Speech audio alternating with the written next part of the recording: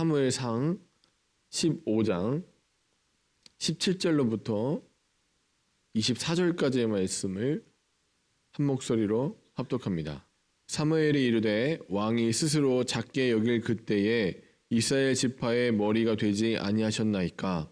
여호와께서 왕에게 기름을 부어 이스라엘 왕을 삼으시고 또 여호와께서 왕을 길로 보내시며 이르시되 가서 죄인 아말렉 사람을 진멸하되 다 없어지기까지 치라 하셨거늘 어찌하여 왕이 여호와의 목소리를 청종하지 아니하고 탈취하게만 급하여 여호와께서 악하게 여기시는 일들을 행하였나이까. 사울이 사무엘에게 이르되 나는 실로 여호와의 목소리를 청종하여 여호와께서 보내신 길로 가서 아말렉 왕 아각을 끌어왔고 아말렉 사람들을 진멸하였으나 다만 백성이 그 마땅히 멸할 것 중에서 가장 좋은 것으로 길갈에서 당신의 하나님 여호와께 제사하려고 양과 소를 끌어왔나이다 하는지라. 사무엘이 이르되 여호와께서 번제와 다른 제사를 그의 목소리를 청종하는 것을 좋아하심같이 좋아하시겠나이까. 순종이 제사보다 낫고 듣는 것이 수장의 기름보다 나으니 이는 거역하는 것은 점치는 죄와 같고 완고한 것은 사신 우상에게 절하는 죄와 같음이라. 왕이 여호와의 말씀을 버렸으므로 여호와께서도 왕을 버려 왕이 되지 못하게 하셨나이다 하니 사울이 사무엘에게 이르되 내가 범죄하였나이다. 내가 여호와의 명령과 당신의 말씀을 어긴 것은 내가 백성을 두려워하여 그들의 말을 청정하였음이니이다. 아멘. 저희가 사무엘 상을 배우고 있는데 이제 이 사무엘 상을 바라보는 관점 중에 이제 그러니까 중요한 것이 이게 있다고 있어요. 역사의 관점과 역사서적 관점이 다르다는 말씀드렸어요. 그래서 살펴보시면 자, 역사의 관점은 어떻습니까? 역사라는 큰 틀은 시간과 공간과 역사의 주체 이 세 가지가 이루는 얘기다. 그래서 이 역사서를 일반 역사적 관점에서 보면 고대 근동에서 이스라엘 백성들에게 있었던 이야기. 그런데 역사서적인 관점은 어떠냐? 다 똑같은데 그 모든 것을 통해서 하나님은 어떻게 일하시고 어떻게 역사하시는가를 바라보는 거예요. 그래서 저희가 중요하게 생각하는 것, 일반 역사에서 중요한 건 뭡니까? 역사적 평가, 사람의 평가라면 이 역사서적 평가는 하나님은 그를 어떻게 보시는가에 대한 얘기예요. 자, 그런데 이걸 갖다가 이제 저희가 지난주에 듣고 그러면은 이건 실제적으로 어떻게 하는 건데 이제 관점을 생겼으니까 한번 어떤 이 사건에 대해서 한번 살펴보면 이렇습니다. 여러분 보통 정복 전쟁을 하죠.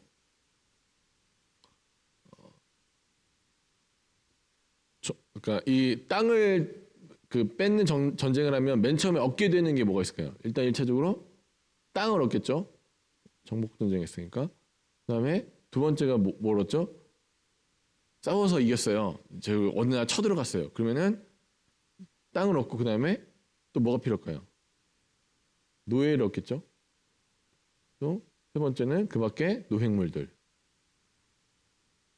재산을 갖다가 탈취하는 거죠. 자, 이게 기본적으로 그러니까 농경 사회에서 농경 문화 안에서 이 정복 전쟁을 싸우는 이유, 전쟁을 하는 이유는 뭐냐? 이 세 가지. 땅을 점령해서 노예를 확보하고 노획물을 얻어요. 그래서 이로 인해서 이후에 그 땅에서 뭘 만들어내요? 농사 지어 갖고는 그 일정한 돈이 들어오는 거죠. 그 농산물이 들어와서 먹고 잘 살게 되는 게 이제 일반적인 농경 사회의 전복 전쟁이면 자 만약에 이제 농경 사회가 아니라 유목 사회라면 유목민들은 어떻게 합니까? 재미있어요. 이게 보통 그러니까 중국에 있는 중국 사람들은 대부분 어떤 문화예요? 농경 문화니까 땅 전쟁한 이유가 뭐예요? 이 세 개 얻으려고 해요. 땅 얻고 노예 얻어갖고 거기서 농사짓게 갖고 거기서 다달이 수입이 들어오게 만드는 거면 자 만약에 이제 대표적인 농경 국가가 어느 나라였냐면 몽골이었어요. 몽골 사람들은 무서운 게 뭐예요? 이 사람들 뭐가 필요할까요? 땅만 필요해요. 노예가 필요 없어요. 전쟁하면 농경 사회에서 중요한 건 전쟁을 막 싸우다가 너무 많은 피해를 입히면 안 돼요. 상대방한테 다 죽이면 안 돼요. 왜요? 노동력이 감소하면 안 되잖아요. 노예가 있어야 되니까 땅을 정복해가지고 농사 지으려면 남자도 살려놔야 되고 다 살려놔야 돼. 그리고 나중에 그 사람들이 커갖고 아니 노예로 돼갖고 땅 열심히 기경해갖고 다시 자기한테 재산으로 환급돼야 돼요. 농경 문화에 살면 자 유목민들은 땅만 있으면 거기 이제 풀 대충 키워갖고는 어떻습니까? 그냥 말, 소 이렇게 자유롭게 방목시키면 되잖아요. 뭐가 필요 없어요? 노예가 필요 없어요. 그러니까 둘 중에 어떤 나라가 더 잔인할까요? 자, 중국 일반 그 정복 전쟁이 잔인할까요? 아니면 몽골 유목민들이란 전쟁이 잔인할까요? 둘 중에 어떤 게 더 잔인할까요? 자, 여기는 노예가 필요하다고 했어요. 여기는 노예가 필요 없어요. 어떤 전쟁이 더 잔인할까요? 예, 그렇죠. 두 번째 전쟁이죠. 그 유목민들이 훨씬 잔인해요. 그래서 몽골은요, 만약에 저 항복해라라 보냈는데 항복 안 하면 어떻게 해요? 다 죽여요. 뭐가 필요 없으니까? 아, 노예가 필요 없어요. 어차피 뭐 양 키우고 소 키울 건데 뭐 돌봐줄 사람 필요 없으니까 다 죽여요. 그리고 또 어떻습니까? 문화를 갖다 남겨놓잖아요. 싹 쓸어버려요. 그런데 그러니까 이스라엘 백성들이 초기 이스라엘 백성들의 문화권은 어디냐면 자 일본 같아요. 그러니까 유목 문화 같아요. 근데 지금 어디로 넘어오고 있어요? 농경 문화로 넘어오고 있죠. 자 가나안 문화가 농경 문화 사회예요. 그러니까 어떻습니까? 이렇게 넘어가고 있어요. 그러니까 뭘로 물 들어가고 있는 거예요? 가나안 문화로 물 들어가는 거고 이게 굉장히 역사적이고 상식적인 얘기예요. 자, 그럼 여러분 다시 한번 이제 여러분한테 여쭤보는 거예요. 여러분 존경하는 우리나라에서 정말 존경하는 왕이 누구냐라고 물어봤어요. 우리나라 사람들한테. 그러니까 떠오르는 왕들이 계실 거예요. 설문조사를 했으니까 누가 있을까요? 그렇죠. 세종대왕 있죠. 근데 세종대왕 1등 아니에요. 우리나라에서 제일 인기 있는 왕 여론조사했는데 1등이 광개토대왕이라 들어보셨죠? 땅 따먹기 대왕이에요. 나중에 고구려를 엄청나게 넓혀서 근데 사람들의 인식 속에 자 인기 있는 그러니까 우리나라에 제일 인기 있는 왕이 세종대왕이 아니라니까요. 누구라고요? 광개토대왕인데 그럼 왜 그럴까요? 그렇죠. 땅을 많이 얻어 정복해서 큰 땅을 얻어갖고 만주벌판을 넘어서 저 러시아 근방까지 다 땅을 갖다 땄어요. 머릿속에 그러니까 여러분 인기 있으려면 아무래도 어떤 전쟁을 하는 게 좋아요? 정복 전쟁을 해서 인기가 있어요. 인기. 다른 말로 인지도죠. 예, 아니 이렇게 하면 됐다. 지지율. 근데 여러분 어느 왕이 통치하려면 제일 중요한 게 지지율이에요. 인기가 있어요. 백성들이 지지해줘야 돼요. 지지를 얻는 제일 좋은 방법은 이렇게 전쟁하는 거예요. 상식적인 거죠. 그러니까 지금 자 사울 왕이 어떤 식으로 전쟁을 하냐면 하나님의 명령은 뭐예요? 이런 식으로 전쟁해. 다 없애고 여기 다 죽여 없애고 뭐만 남겨요? 땅만 남겨요. 그래서 그 땅을 취하라는 거예요. 근데 지금 사울 왕의 정책은 뭐예요? 왜 이렇게 하는 거예요? 땅 없고 노예 살려놓고 노획물 설치해서 재산 불려고. 그러면 이렇게 하면은 뭐가 올라간다고요? 이렇게 잘하면 인기가 올라가잖아요. 지지율이 상승한단 말이에요.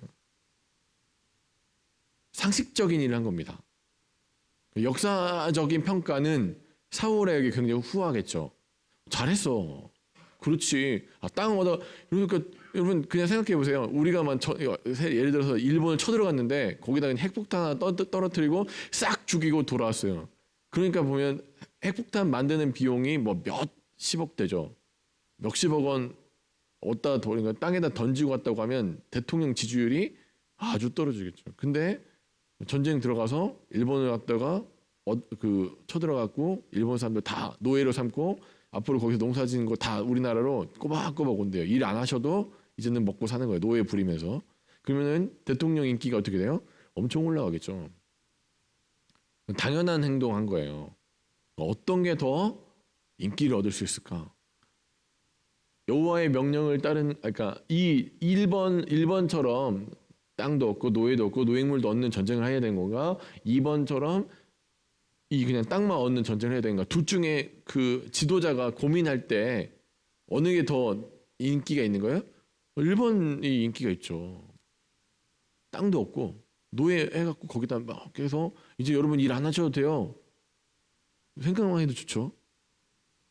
이제 지금 나가서 일 안 하셔도 돼. 노예가 다 해줘요. 일본이란 나라 쳐들어가서 거기 노예 만들어놨으니까 거기서 뭐 어떻게 되다 이렇게 다달이 돈 들어오니까 여러분 이제 앞으로 일 안 하셔도 돼요 하면은 저는 지금 만약에 그 대통령을 갖다가 20번도 30번도 찍어줄 것 같아요. 그죠? 아, 저 사람이 우리 잘 살게 했어. 그런데 중요한 게 있어요. 이게 역사적 이제 관점이면 역사서적 관점은 뭐예요? 무엇이 하나님의 명령이었느냐. 무엇이 뭘 더 남겼는가가 역사적인 평가면 역사서적인 평가는 성경적 평가는 무엇이 하나님 명령이었나 1번 중에. 근데 1, 2번 중에 어떤 게 하나님 명령이었습니까? 2번이 하나님 명령이었죠. 땅만 취하라. 나머지 다 죽이고 땅만 취하라. 그러면 이 역사적인 평가는 이렇게 하는 게 자 그들이 이렇게 땅을 얻고 노예를 얻었고 노획물 얻어서 그의 지지율을 갖다가 황정이 높였다. 훌륭한 왕이었다는 평가가 사울에게 떨어진다면 그냥 역사서적인 평가는 그가 하나님의 뜻에 뭐 한 거예요? 불순종한 거예요. 다른 거죠. 그래서 아까도 말씀드렸지만 일반 역사의 평가는 없습니까? 그냥 역사적 주체인 사울이 굉장히 일을 잘 해낸 거죠. 그렇다면 역사서적인 평가는 뭐냐면 하나님께서 그 사람의 행동을 어떻게 평가하고 계신가에 대한 문제입니다. 그럼 이게 오늘날 우리가 역사서를 읽고 또 사무엘상을 읽는 삶에 어떻게 영향을 주는가를 생각하면 어떻습니까? 오늘 내가 어떤 행동을 하는 게 상식적인가? 아니면 타인이 나를 어떻게 평가하는가가 중요한 게 아니라 누가 나를 보고 계시는 거예요? 하나님은 나를 어떻게 보고 계신가요? 그래서 사울이 변명을 하죠. 아말렉과의 전투를 통해서 아가왕을 잡고 뭐 잘했어요. 정복 전쟁을 하고 나서 이제 사무엘이 와서 얘기하는 거예요. 왕이 왜 하나님 명령을 어깁니까? 그러니까 뭐라고 해요? 뭐가 무서워요? 뭐가 무섭다고 했죠? 한번 보시죠.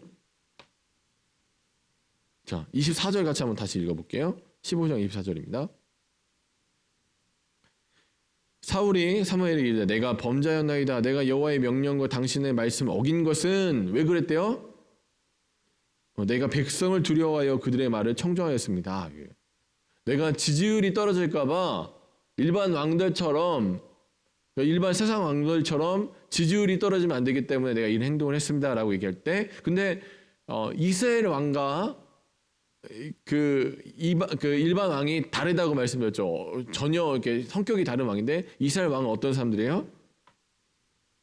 이거 나오죠. 세상 왕들은 어떤 사람들입니까? 신적 능력을 가지고 백성을 통치하고 재력과 군사력으로 사람들 통치하는 거예요. 이 사람들 돈도 많아야 되고 왕이 제일 돈 많아야 되고 제일 군사력도 써야 돼요. 그러니까 이 사람들 또 어떻습니까? 백성 위에 군림하기 위해서는 백성의 지지를 얻어내야죠. 인기가 있어야 돼요. 근데 이스라엘 왕, 하나님이 생각하는 왕의 모습, 제도는 어떤 거예요? 하나님 부하예요. 그럼 뭘 들어야 돼요? 하나님의 부하면 뭐 해야 돼요? 하나님의 명령에 순종하고 살아야죠.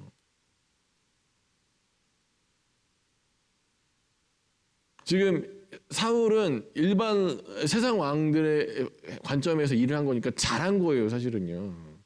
일 잘했죠. 나쁜 왕이 아니에요. 그냥 역사적 사료를 보는 평가, 그러니까 성경적 평가 말고요. 그냥 일반 이스라엘 역사를 평가하는 왕 중에 그 내용 중에 사울 왕에 대한 평가가 되게 후해요. 기초를 잘 잡은 왕이에요. 잘했어요. 정복 전쟁에서 노예를 얻고 포획물을 갖다가 나눠주고 굉장히 훌륭한 정치를 했어. 그런 왕이에요. 근데 하나님 보시기에 그는 어떤 사람인가가 중요한 거예요. 오늘 사는 여러분, 이 땅에서 부자로 살 수 있습니다.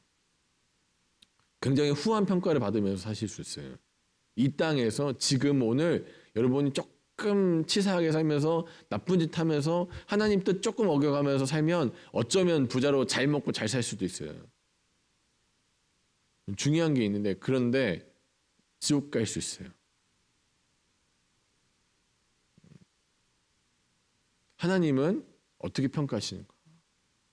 하나님은 그 사람, 그 인생을 어떻게 바라보고 계시는가? 이게 역사서적인 눈을 가지고 성경을 보는 거예요. 여러분 인물들 봤을 때 그냥 사울을 갖다 하나님 그냥 그렇게 생각하셨대. 그게 아니에요. 중요한 게 뭐예요? 하나님은 어떻게 생각하실까? 근데 그걸 잘한 인물이 이후에 누가 나와요? 다윗이 그걸 잘한 거예요. 하나님은 어떻게 생각하실까? 그러니까 하나님께서 그에 대한 평가를 뭐라고 해요? 그는 내 마음에 합한 사람이에요. 왜요? 그 사람 마음은, 그 사람의 생각의 출발은 어떻습니까?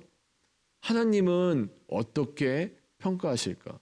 하나님은 어떻게 생각하실까? 어떤 사건을 났을 때 똑같은 사건을 두고 사울은 그래 이걸 지키기 위해서 내 왕국과 내 나라 내 아들을 지키기 위해서 난 이렇게 하면 될 거야 생각하는데 다윗은 반대죠. 하나님은 어떻게 생각하실 거야? 두 가지의 전혀 다른 눈이 삶을 바꾸는 거죠. 자, 여러분 오늘 어떤 일을 하실 때 충분히 상식적인 일을 하실 수 있어요. 여러분 되게 훌륭하신 분들이라 얼마든지 타인에게 이렇게 비난받지 않을 훌륭한 일을 하실 수 있어요. 잘 하실 수 있어요. 그런데 우리가 생각하기에 참 좋고 우리가 생각하기에 굉장히 괜찮은 일들이 항상 어떤 생각을 하는 거예요? 하나님 보시기에는 어떠한가? 하나님은 어떻게 평가하실까? 그래서 굉장히 정치적으로 잘 해낸 사울의 이 일을 갖다가 하나님 뭐라고 얘기하십니까? 기쁘지 않다고 하시죠. 그래서 오늘 본문에서 얘기하시죠. 순종이 제사보다 낫고 하나님 말씀을 듣는 것이 수장의 기름보다 낫다. 근데 보면 하나님 그거 말씀 한번 어길 수 있지 뭐 그렇게까지 저게 뭐 사울을 갖다 버릴 정도까지 그렇게 갑니까라고 할 때 그럼 하나님 불순종을 어떻게 생각하시는가가 또 중요하죠. 우리가 생각하기에 그 냉장고에 있는 거 꺼내 먹지 말라고 했는데 그 하나 꺼내 먹겠다고 치사하게 다 죽이고 그러면 됩니까? 또 우리가 생각하기에 하나님 그 선악과 그거 열매 하나 먹었다고 그렇게 치사하게 다 죽이고 하나님 그렇게까지 하실 필요 있어요? 아니 고작 한 번 실수해서 어떻게 하면 그냥 선악과 따서 한 입 먹고 상대방 줬다고 해서 인류의 역사가 바뀌는 건 좀 너무하지 않나요? 근데 하나님이 그럼 이건 우리의 평가예요, 그죠? 뭐 열매 하나 따먹었다고 그렇게 치사하게 하나님 그렇게 하실 거예요 할 때 하나님은 도대체 그럼 그 불순종이라는 걸 어떻게 보시나 봤더니 뭐라고요? 23절 한번 읽어보죠.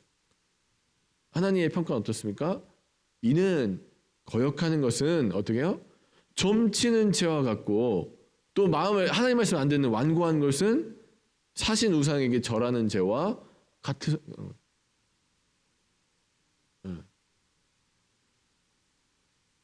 불순종을 하나님 어떻게 평가하신다고요? 근데 여러분 그러면 이 레위기에서 이 말씀도 있잖아요. 지금 얘기하고 있는 점치는 것과 우상에게 절하는 사람에 대한 어떻게 해야 돼요? 돌로 쳐 죽이는 거예요. 하나님은 불순종을 어떻게 생각하시는 거예요? 죽을 죄로 여기시는 거예요.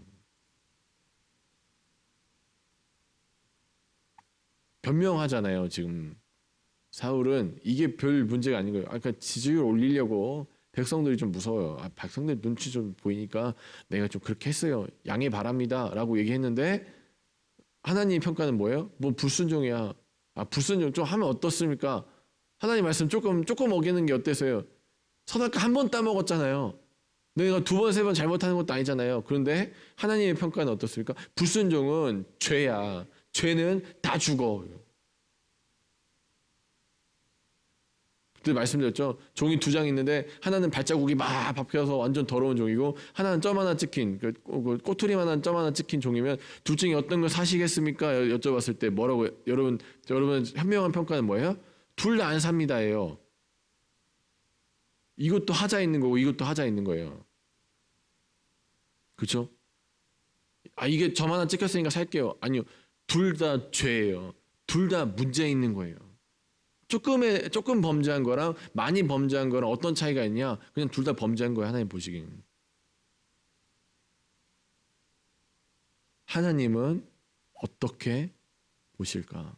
하나님은 어떻게 생각하실까? 자, 여러분, 예수님 우리에게 보여주신 삶의 모습이 이겁니다. 하나님은 어떻게 보실까? 하나님은 어떻게 판단하실까?